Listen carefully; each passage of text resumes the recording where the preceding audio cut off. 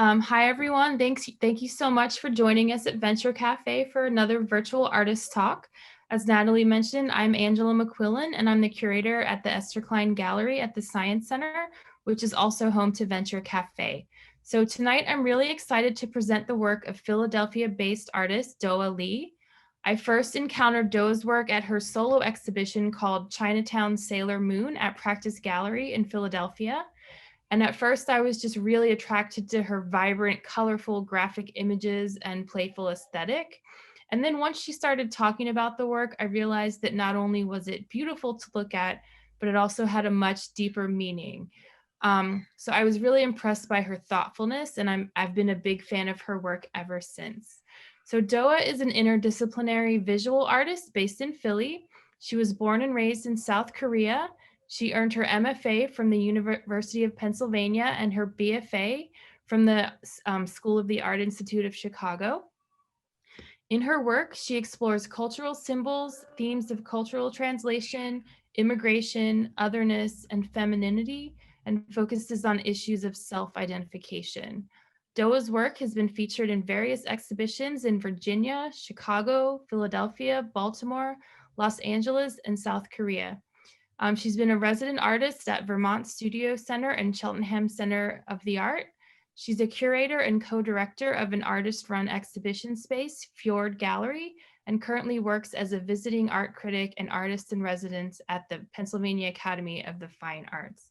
So everyone, please give a warm welcome to Doah Lee. Okay, thank you so much, Angela. Great, nice introduction. And thank you so much for everyone spending your time with me. Yes, I'm really excited to share my art. Again, I think we are the people who believe in art. So for me, having a chance to talk and share my art with people, that's really kind of really meaningful time for me as an artist. So now I'm gonna start sharing my screen and go over my presentation that I prepared for tonight's talk. So now, so everyone can see these images? Okay, so yeah, so my main, the show that I had last year, Chinatown Sailor Moon, that's kind of important piece of my work. So that I put that for my first slideshow. But I wanted to again like introduce myself again. I was raised and born in South Korea, Seoul, and then I moved to America for pursuing my undergrad degree here, and yeah, pursuing my dream.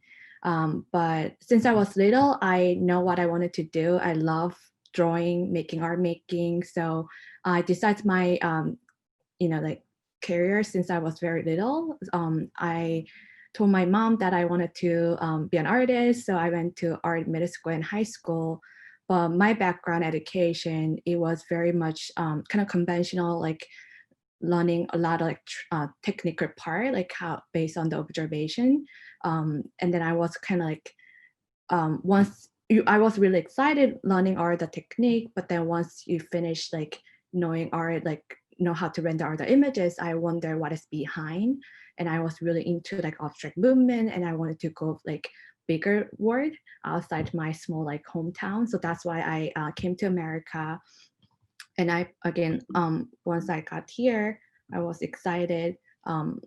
The movement that I was really into about like abstraction. So this is kind of my background, what I did in undergrad as a young, art lover. I was really into German expressionism, what is good art, what is a bad art. I was really into creating like bad art, mark making, gesture mark. And then I also got into kind of PD movement, pattern and design. What is a beauty? What does like art making mean? Are our work gonna be hanging on the wall and decorating someone's room, or it's gonna exhibit in some kind of like small white cube boxes, or enter the museum or gallery, what we are doing, what we are creating. So I was really into what is beauty, what does painting mean. So this kind of I wanted to start from my background, but there was a little of frustration also as a young art student. I was really into abstraction, German expressionism movement, but a lot of my professors always asked me, where your color palette, like your color is very unique, where your color coming from. Are you looking at some Korean traditional like colors, or they always ask me some kind of Korean traditional art and try to make a connection with that. And as a young student, I was a little bit like shamed that it was not about that at all. I always looking at, like American abstraction and expressionism art, and I never really like look at Korean traditional painting. So because I didn't know that, I feel shame. But then I and then I feel like I thought it's a little bit like frustrating because my friend who's also into kind of abstract, mark making a kind of same kind of abstract painting, they never got those questions. And I'm the only one who's getting those questions from the teacher. And I thought like, why? And then I start having a question that my voice never can be universal. At that time, I didn't really know what is universal mean, but there was like time that I kind of frustrated where my art can be fit in under this art history. Is there what is like universal mean for me? How my art cannot be just like art as it is. Always there are going to be kind of connection between my identity, who's coming from outside of Western world. So again, there was a little of frustration, and I was always asking that questions why I got those questions. But again, still like I showed this work as my first slide because I think that's kind of like my core. As you can see, there's a lot of gesture mark making, and art for me, I feel is kind of sharing by looking at the work images. You share the time when artist was making these images. My big inspiration is from cave painting, the hand mark. This hand mark, like we don't know the person, but you can see the connection. There was someone who was making that mark. So it's all about connection and showing I was there. And there are a lot of layering. Layering is kind of some of the idea that I always like think about, like something is high, something like accumulating your time. So that's kind of my background. And then another kind of core in my art is education. What does education mean? Like nurturing, you nurture someone, and how this nurturing education constructing someone's identity or someone's perception to see the world. So this piece, I collecting all the images that I just note taking while I was just listening to lecture in the colleges. I collecting all the mark making that I did on my smart like sketchbook and scanning them and then putting them onto big giant paper, and then using the material based on the order of the medium that I learned throughout, like age 5 to like colleges, like start with pencil, colored pencil, watercolor, and acrylic, oil painting, and printmaking, etc. I followed those like order of the medium that I learned and then make this work. And then I took a photo of them and then print this on the fabric. So this is kind of replica of my education. And then you can see kind of frame around this print. I using a shower curtain fabric. So making my own shower curtain out of like replica of my education. And also it's kind of intuitive mark making, but put on top of that using the order of the medium that I learned as like our students and what that means. So again, those are kind of like art that I'm always like think about education and how I see the world and how much that was affected or shaped it by the society that I'm part of. So those are kind of my background. And this piece, again, like my background, as you guys can see from the first slide, I can see I'm a painter. Right now I'm working, I can say interdisciplinary mixed media based artist. So I'm not just making painting anymore, but again, like I can say that my roots, I am a painter. But there was a day when I'm making painting, I suddenly start thinking that canvas like looks very architectural. I'm using this in order to supporting my images. So how can I make my images more independent?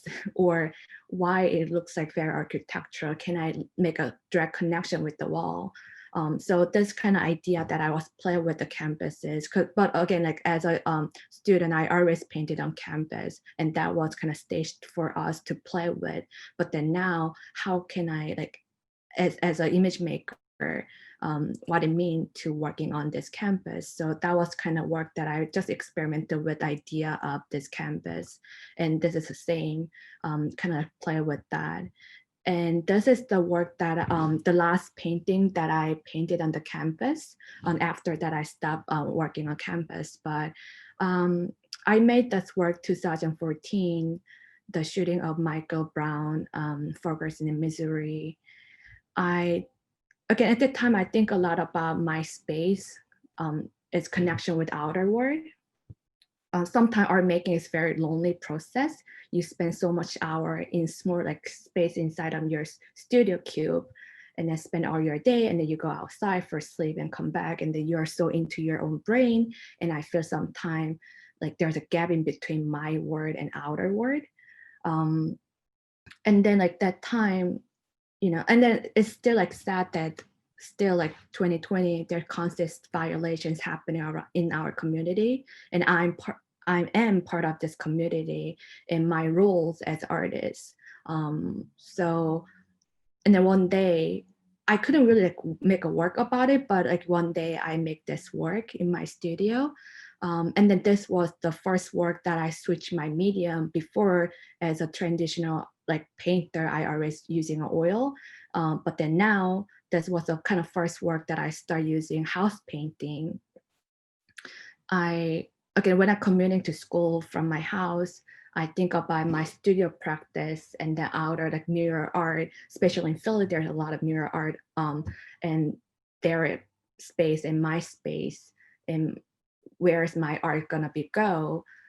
What is mean to hanging on the work on the space, indoor space, and what does outdoor space mean? And how can I make a connection, connecting the connection, and also like what's happening right now at the moment. So as you can see, some like silhouette in the center of the feed, and then the shadow of this person and gun and shooting the heart, and then the center, it could be mark of the shooting, but also this printmaking images that I did, it's fully flop images of my window. I was living the basement, and this is a photo that I took from my window images. So again, it's all about the connection, and also, yeah, about that story. But this was a kind of important work that's switching my medium to house painting, and then last piece that I made on campus. And after that, this was the first work that I stopped stretching my canvas. And instead of stretching it, I just dyed my fabric and then ironed them, and then stitching with some kind of inkjet printed that I did, and then painting on top. So this was kind of experimental material wise. How can I go make my art more free? And now I feel like it more transparently showing who I am as artist too. Since you're not stretching it, it's so easy to travel, but you always have to stretching every single time when you're installing your painting. My life, living as a foreigner in this country, is great. Like as a traveler, you can be anything. You can be someone, you can be the other place. But one thing is like, the hard part is like not settling. So you don't know your like space, but it's kind of fun. It's like, I feel like my art is like kind of camping or tenting, that everywhere you can, it's easy to go and it's easy to make your own space, your own house. But again, you have to wrap it out and stretching our ways. But that's what I see when I look at my painting. But again, this was the first one that I not stop framing my work on campus.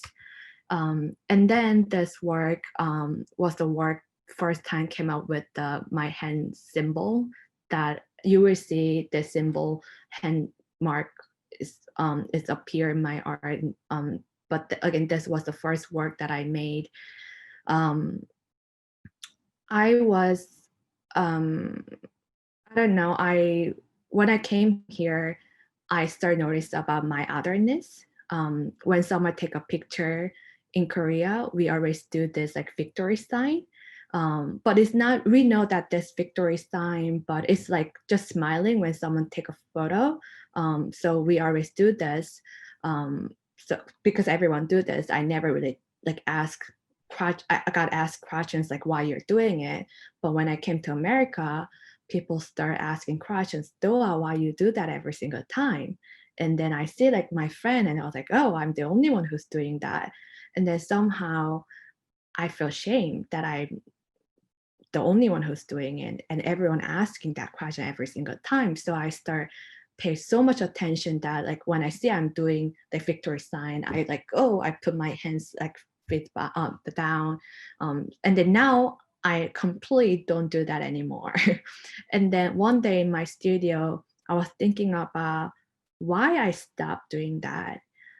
In order to fit into new culture, I kind of sacrifice my own culture.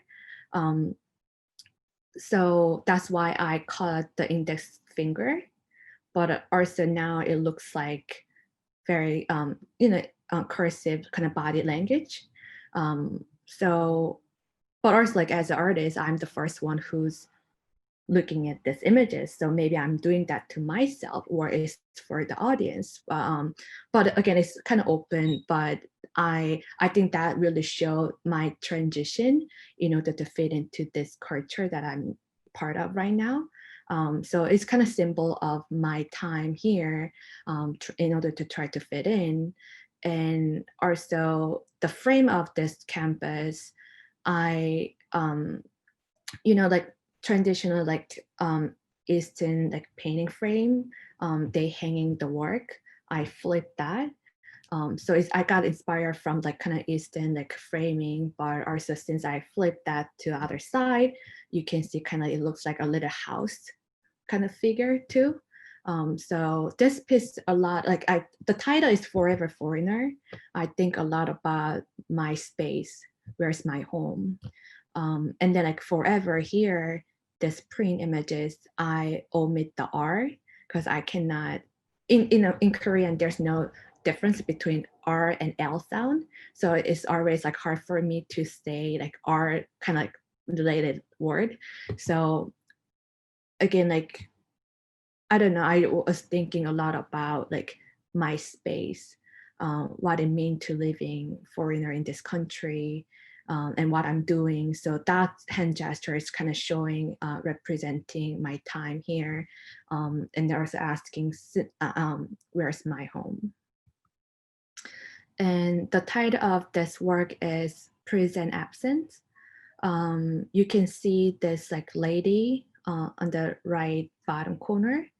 This, I don't know, maybe some people familiar, some people maybe it's first time to see these images, but I see this image a lot every single corner of the cleaning store in Philly. And when I see that, this white sticker images, like it's just sticker, but I feel like every time when I see that, I feel there's a gap in between representing like labor of who's doing that job. The cleaning, alteration, that's kind of biggest Korean immigrants business in this country. That's what I find. And even though I'm not immigrant, just I see when I looking through the window, their labor inside, and lack of their representation in this country, like lack of Asian community, like American communities in the society, I feel that there are some kind of gap. So I start using her images as a kind of symbol. And also you can see some of this like lady, the body. This is, I don't know, some people may know, like it's a silhouette of Sailor Moon, which is like kind of a Japanese animation character that I grew up watching. When I was young, she was like my hero, but later when I see her back, she's like very much sexualized images. Look at her like bodies and like also like very much westernized images. suppose like Japanese teenager girl, but she doesn't look like representing Asian figure. So I start using that and think about, again, like questioning what it means living in this society as a foreigner and also Asian women in this society. So that's what's kind of work that I start questioning those ideas. And the work of this, the title is Likeable. I don't know, I ask a lot about like what it means being likable. Sometimes because my language barriers as non-English like native speaker, sometimes I don't understand what they're saying, but I just smile. Smiling was my kind of surviving tool when I like first few years when I came here, and then I'm coming back and I was like, what I'm doing? There are a lot of kind of like, like loneliness around, and then my attitudes as like likable become my surviving tool, and what it means as a woman, why aggressive is not the tool that I grew up, why I have to choose that as my surviving mechanism. So for the detailed part, I don't know, I can zoom in, but you can see this hand gesture is kind of like hard. And then also like a K25 and Pac-Man over there. And then also like Sailor Moon, and a lot of heart is around it. So again, like this is also the kind of same idea that I was questioning, like what is likable gesture mean as like women. And how that become not only like me, like how that become like, like a lot of women's like surviving mechanism in the society. And then that's kind of installation view that you can see. And another piece, the title is I Love You Too. It's kind of funny story. My friend actually, this is like image of my friend's when he was baby. He showed me his baby picture when we're having a kind of chat. And then like when I looking at his photo, I was really fascinated by he was holding I love you. And then like, are these structure images that like when he was baby, maybe parents put like I love you or like how cute they are. But then like this baby are saying I love you. And then I was thinking that kind of connection with the media that I grew up with watching. Always women are kind of like waiting or have to play some kind of game that like make men first move and like have to be kind of passive judge or role to make them to say I love you, and then their languages I love you too, that become their kind of languages. And now I know like all the society, there's so many things I have seen changes, but still me, I think there are a lot of conflicted, like what I grew up, what I've been watching from movies, and then like are a lot of role changes, but still like a lot of conflicted elements inside of me. So I have a lot of questions about that. So I was thinking about like the gesture, why my language was like I love you too. So that was about the piece. And this is kind of like work that I started using starting my cheesecake painting projects. The title 2535 is 25 is the last fresh cake, and 35 is the new inspiration dates. So 2016, I heard that Trump said 35 is checkout time for women. I'm not talking about like political side of anything, but when I read that article, I was really like interested in what he said. Not only like the who say that, it was like 35 is checkout time for women. And in our society, I thought that's a really interesting kind of mark toward, or like kind of violation point of view towards women. And I remember that when I was growing up in Korea, I think around 80s or early 90s, people used to say 25 is checkout time for women at that time. Like after 25, you're not fresh anymore. So in order to sell yourself, you have to price down, or some, always like people are compare like their value with Christmas cake. In Korea, the culture of just background of Christmas cake is Christmas is more like, here is a holiday, but in Korea it's more like a time for celebrating for couple. So they always buy a cake to celebrate their relationship. So that's why if you're not get married by 25, you're inspired. But now I think that idea is totally outdated. But again, like 2016, I made this work 2016, but like hearing that, like, oh, 10 years later, I think the expiration date is extended to 10 years, but still there are some kind of expiration date towards women. That's really interesting. So I make the work about it, and then also kind of like getting an idea of cheesecake photo, pinup girl style sexualized photo called as a cheesecake. So I thought like or turn women's body into cake. So for me, it's like women, naked women holding 25, 35. And you can see the knife next to, their body. So they're ready to your consumption. They're ready for your violation. You're gonna cut out her body. And it's kind of celebrating, but there are some kind of dark humor inside if you really know. But again, like they're ready for your consumption. So it's not about like celebrating my ages, is like celebrating 25, 35. Yeah, the inspiration days has been extended a little bit. And then after I finished that piece, I make a new kind of project that called the hottest cake. I make 10 series of the cake, 20 to 29. Just like in the media, they are always obsessed with like young age women, and we are always like thinking like 20 is the hottest time. Or I don't know, I make this when I was 27 or 28, but my friend who just turning 30, and then she got so depressed. And I was like, why, like what's wrong? And then she was like, oh, I haven't married, or like I haven't really figured it out, and I'm getting old. And and then I always like, calm her down, like, oh, it's okay, don't worry about your aging. But then after having that conversation as a woman, I don't know, as a person, I just like, oh my God, that bring my worries. And then like, oh, still there are some kind of like, what it mean like 29 to 30, and still like the media, the constructing that like 20 is the hottest time, and then are the worries around like marriage related with their age period.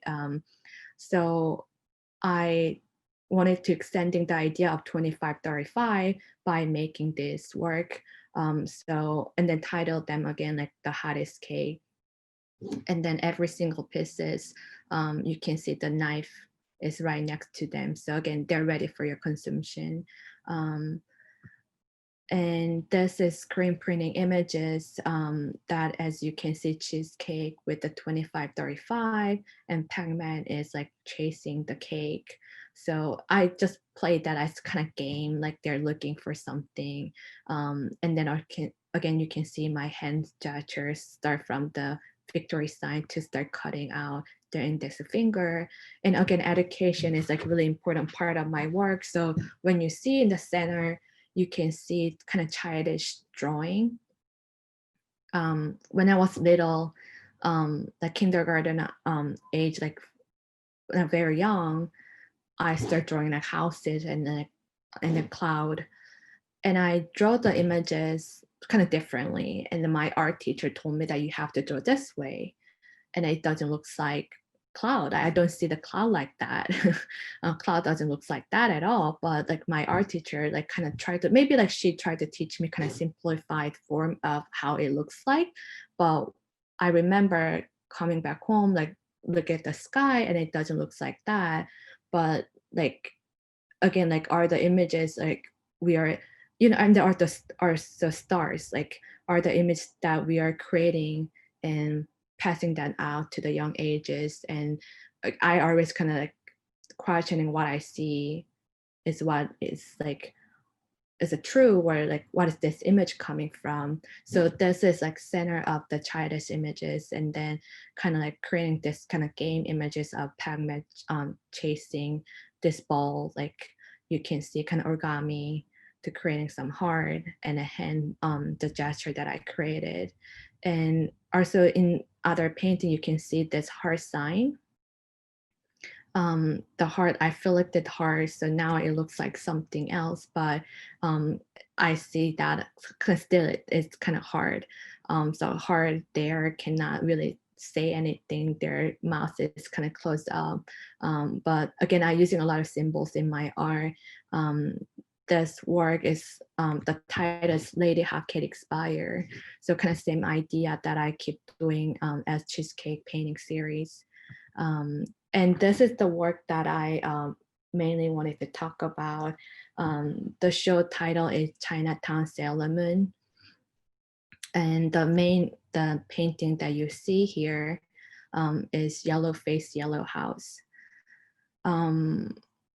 I don't know, living in this country as a foreigner, I find that there are some kind of orphan quality, that I don't really have a house in this country, that I always have to traveling and try to find my space.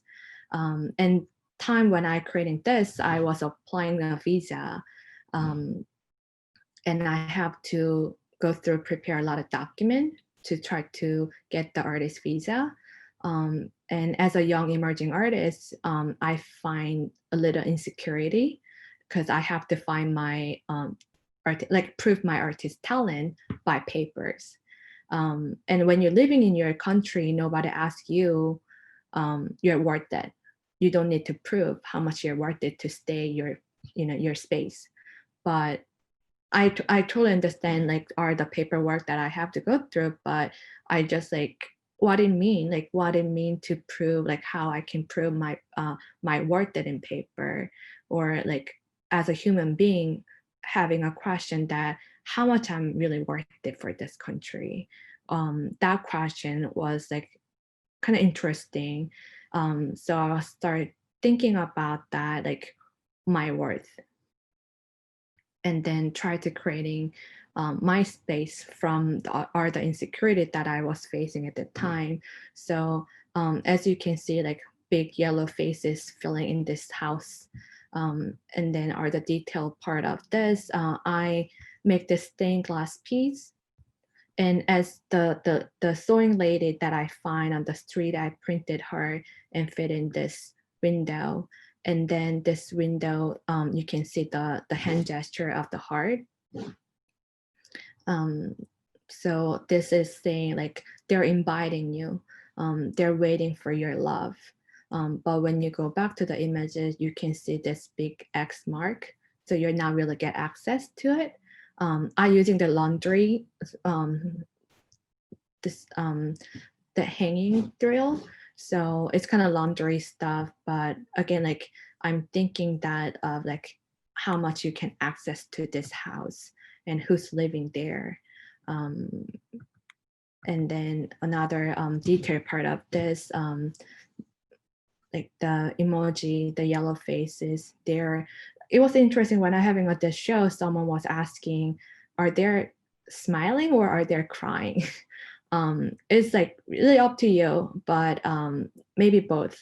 And then also again, like you can see a lot of hand gesture, and then also flip sides of the heart inside, and then also the stained glass piece of the hand.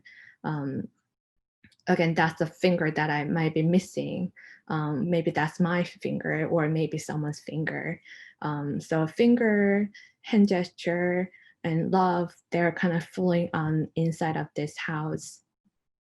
That was my idea. And then also again, like houses, those whole houses, they are kind of very childish mark making.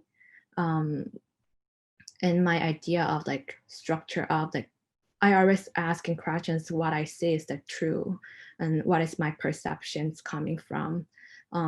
Again, like I grew up in the city, so I always living in an apartment and never leave the house like having a chimney. But always when I was little, when I draw the house, this is a house form that my teacher always forced me to draw. So I always questioning about like where this house, where this star, where this cloud form coming from. So that's kind of like motivation that I got from when I start this projects. And then this is the work that I make. The left one is I made around like 2017, and then the other sculpture, the eyes, I made this around like this year. Both title is Chinese eyes. There's a story behind this work. One day my friend told me that like, Doah, you have really pretty Chinese eyes.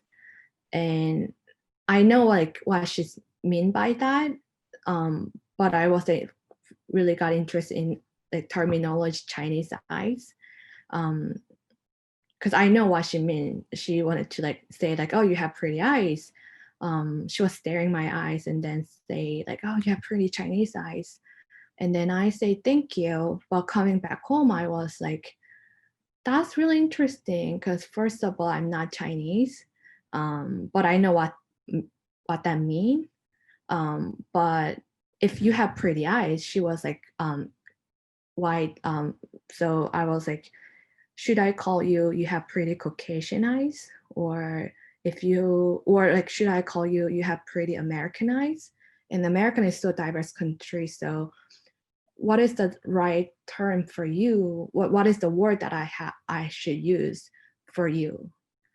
And then why my eyes have to call as Chinese eyes? So I thought that's really interesting. And I also remember when I was very young, Mulan, the first like Asian character like made by Disney. I was so obsessed with growing up watching Disney princesses. And I was so excited watching this Mulan. I think I was like first or second grade. And I was shocked actually watching this movie because her eye was very much like diagonally like I don't know, draw. And that eye doesn't look like the other princess that I've been growing up watching. And I was like shocked. And then I don't know, like that age, I thought like she's very ugly. So I was like, oh my gosh, she looks so ugly. She doesn't look like the other princess. And my friend, and then she's also like that age, and she told me that because that's how American like see Asian people is made by American people. So that's how they see you. And then I was like, really? And then I come home and facing the mirror, and I was wonder how people perceive my eyes. Because like my eyes doesn't look like that, but like do they looks like a person my eyes like that, and that's the true eyes, or there's a gap like the image that I'm facing on the mirror, that's the only image that I see it, or like some people may have a different idea. So I also kind of fascinated that, so I make this work and then printed the Mulan eyes and make this Chinese eyes, and then this work is fabulous is not fabulous. FOB is fresh off the boats. When I was college, people called me that I'm a fob. Like fob is the word that using among Asian community. So me, who's like speaking like non-English speaker, or someone who just come to America, they call fob, and Asian American, they call themselves as Twinkie or banana. So I thought it's kind of interesting the way how they segregate each other based on the language which they speak as their native speaker. So that's the work that I start using those terms. And then again, I was start interested in the power dynamic in languages.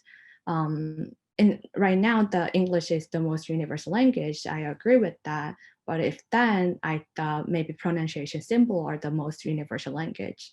So I using the pronunciation symbol to write hater like love. So start with playing with that. And this is the work that I recently finished this year. every day I make 3 drawings, and which is art puppet, and after that I make this art puppet drawing, and then finally write the head art puppet. So making 3 drawing every single day. And then the process of this work is I start covering the paper with the pencil, and then drawing the house, the child's landscape that I mentioned. And then once I'm filling the paper, I using an eraser to erasing the background, and then leaving the letters. So as you can see, every single day, it took around like 3 hours to finish this project. And I did that for 100 days. And this is the installation piece that I made during this time.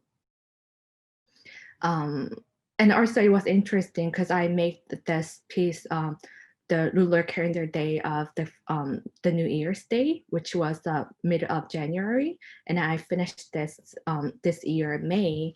And then of course the pandemic was started around like middle of March. And doing this work was kind of homework that I have to do every single day. But also during the time, there's a lot of kind of like racism against the Asian community. But as an artist, I was doing what I was doing every single day is making art. And I also, as a person who's an Asian woman, I feel a little like fear going outside and watching a lot of news against those kind of violation against certain community. And then I really wanted to show this work to say that I never be really silenced. I think this work is about power dynamic of languages. And then also like during the time I take a picture of each work. So and then posting that every single day of 100 days. And then you can see all the ashes of the work after I make that drawing. And when I installed that, I also casting that in the jar. So they are together as a one piece. And again, like fabulous is not fabulous. And then hate I puppet. I feel a little bit like embarrassed when I was like in the beginning of the stage that even the hate is very strong word. So I altered that to asterisk mark. Asterisk mark that we're using that when we're collecting like misspelling, texting messages. So it's kind of collecting it, but also it's hiding the message instead of saying hey, why I have to hiding that into the symbols. So I make this t-shirts and make this installation piece. And this is the last, the work that I wanted to share for tonight.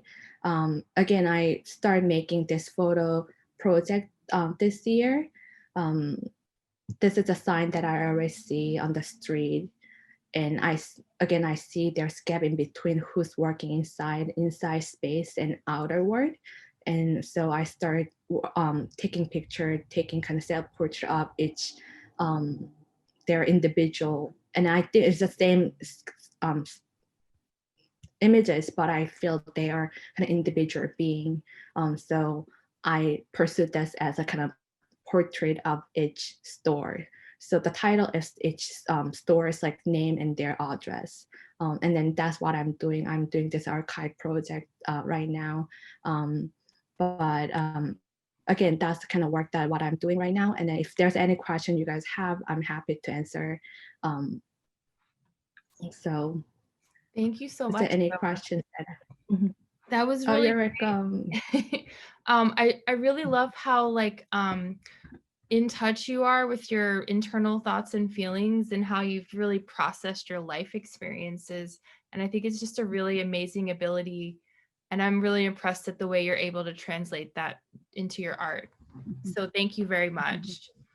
Thank you. And we'll go ahead and open this up for questions. You can feel free to type in the chat or ask Doah directly.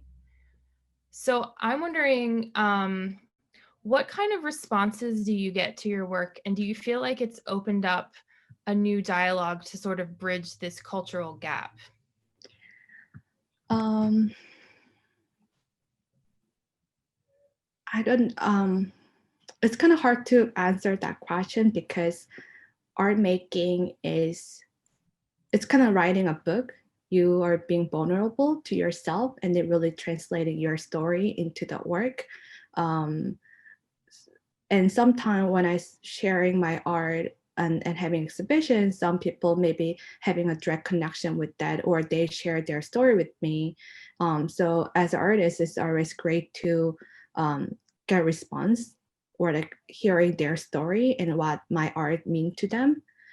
So again, like art is like when you see someone's art, is like you're visiting their, you see their soul, you're Mhm. see, you're just stopping by their brain a little bit. So it's very like spiritual activity for me, and then also spiritual. That's what I see when I see someone else's work. Um, so again, it's always like meaningful to share the work with audience. Yeah, definitely. In your Sailor Moon Chinatown show, you had a lot of different techniques going on. You had like stained glass and sewing and Mhm. all kinds of stuff. Do you make everything yourself? Yes, I also think that process as like it's a lot of labor intensive process. I dye my fabric, and in order to stretching them, I have to iron them for hours, and then you know flat are the wrinkles, and then start painting, and then sometimes I do printmaking on top of it, or sewing some of the printing images or other fabric that I made on top, and then painting. So there's a lot of layers, a lot of different layers. And then when I also like, every time when I iron, I think about my labor with this alteration business, their labor, Hmm. what I'm doing in my studio and what they're doing in their space, they're in their office. Sometimes I feel like I'm become them and they become me. Yeah, So ironing, especially that labor, become kind of significant roles in my art. that's really interesting. So when you're making your work, do you find it to be kind of like intuitive and like materials based, or do you research and plan out each piece before you start? So sometimes some conceptual are especially like hate eye puppet images. I set the kind of rule the game what I wanted to do for 100 days. But art making is like you never really know until you make it. So it's kind of intuitive mark making. Your kind of response to each layer. But I would say I make a little direction. Even painting, I love painting because painting is kind of like a free game. You open up your space and you're really pouring. There are more kind of flexibility than other like project that I'm doing. So that's why I feel like I find more freedom making like and play on the campus of fabric. Um, but sometimes it's depending on the each project. Yeah. Mhm. We have a question. This is more related to the creative process, but how do you deal with creative blocks or self-doubts? Um, like I think as an artist, we are always self-doubt, right? But you never really know until you're making it. Um, and I had that conversation with a lot of my colleagues too, that if you really know what you're doing, then you're repeating yourself. You know already your path. That's why you really know what you're doing. I think something that you don't know means that you're going the new direction and you're experimenting and then you're taking a risk. And then you can grow up from there. So I think self-doubt is great. I think self-doubt, when you have self-doubt, I think you're in the right direction. But it's very hard. I think it's the same idea of me unsettling and traveling. Um, I think artists, we are the people always like we want to experiment. We wanted to creating something. Creativity is like is actually equal to taking a risk. You always try to take the new path and then challenging yourself. But it doesn't mean that you're gonna success or you're gonna fail. But I think we are people always trying to create a great failing Yeah. in our practice. Well, that's also really brave of you to take that creative path, because I feel like a lot of people just get paralyzed by self-doubt. Mhm. But be honest, like I say this, but in my studio, um, there's so many moments that I cry, like what I'm doing, is this gonna be work? Or like I'm repeating myself, or um, you know, but always you have to believe yourself. Because if you doubt your word, then whole your universe will be shaking too. And but again, like I think it's also because as artists, we even showing that through our work. So again, like art making is another kind of form of being vulnerable, and Mhm. even transferring that into your artwork. So again, I think like that's why I feel sometimes art making, becoming artist is like also you're creating your own art in your life too. Because Yeah. yeah. And speaking of repeating yourself in a different context, Mhm. what do you think the role of like these repetition of images plays in your work? So again, yeah, there's a lot of symbolism in my art, like especially fingers and then Philip kind of heart, and the cake. Um, I I I think like I like that like image can be delivered the messages and stories and what that mean. So and then also they are I like the way they having a double messages. It's not only like one. It's depending on how you read it. So I open that idea. Yes, I say it's a symbolic like gesture. So there's some story behind, but that doesn't block the stories. It's open. It's like symbol is a referencing some kind of images so people can make a connection with that. But I like that there are like open space. And I think that's why I'm using it. And that's why I feel comfortable. I often say that art is the language that I feel most comfortable with. Even like I'm speaking Korean is my native speaking languages, but even Korean, English, or Japanese, what I'm speaking, I feel like art is the language that I'm most comfortable and feel safe to really talk about what I'm thinking. Hmm. So in your day job, you teach children, right? Mhm, mhm, And I yes. know you've talked about like kind of you're influenced by children and some of the imagery in your work. Can you talk about that a little bit more? So again, education is really fascinating. Sometimes also scary because you never know how what kind of language you speak, how you can shape their mindset or how they're going to perceive, how you're going to influence that to the young child. Um, so, and also like you're in the position of seeing their growth, and how they're taking it, and um, and interacting with these young people. Um, and then also the way they're responding, how they're digesting, you learn so much from them. So it's kind of ongoing practice of learning. Like I'm learning from them and they're learning from me. So sometimes um, I'm really grateful, like my job, what I'm doing in the community, but also the why I say scary, because like I feel sometimes I have to be careful because I'm thinking my own experience with my interaction with my teachers. I'm so grateful that like are the teachers that I met, I learned so much. Um, but again, like I think a lot about like how I can creating their perception. So and then like one thing that before I ended up this lecture, I want to introduce um, my professor.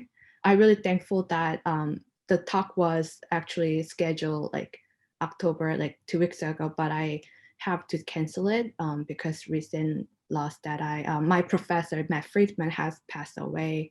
And he is the person that really made me believe in myself and my art. And he's the person to teach me it's okay to take a risk. We are the somehow the failure. I brought this book here. This is his book. And I hope that many people having access to his art and his soul. And that's what I believe in about art. Art is like you stopping by, watching a few seconds or or a few minutes, you watching it.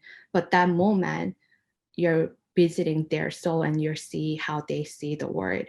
And I believe there's a power in images. So I hope many people can access to, even though he passed away, I hope many people can access to see his soul. And that's why I'm really thankful for everyone who watching this lecture or the moment that I'm sharing my time with you guys. Well, thank you. And I'm really sorry for your loss. And I didn't know Matt personally, but I know there was this huge outpouring of so many people in the arts community who he touched in some way. Mhm. So thank you. All right. We have one more question. Mhm. What role do you think art plays in dismantling systems of racism and sexism? So again, like images, like mass produced, especially pop culture, it creates engaging experience. So that engaging experience become role of sudden, and then that can, image can be generalized or simplified form. So it can force you to, that could be that, So there are kind of like risk or that kind of like creating some issues, but that's the world that we are living in. And then how much connection you're making with that, you're creating your own stories. So, and then also everyone's experience with images are different. So that's why I think there are a lot of play space in images. And absolutely, that's why it can create stereotypical images of sexism or racism images. But you're the person who can expanding that space. Yeah. Well, thank you very much. We're coming up on 7:30. It was such a pleasure to have you here tonight, Doah. Thank you so much for your insights. And thank you everyone for coming. Thank you so much. Thank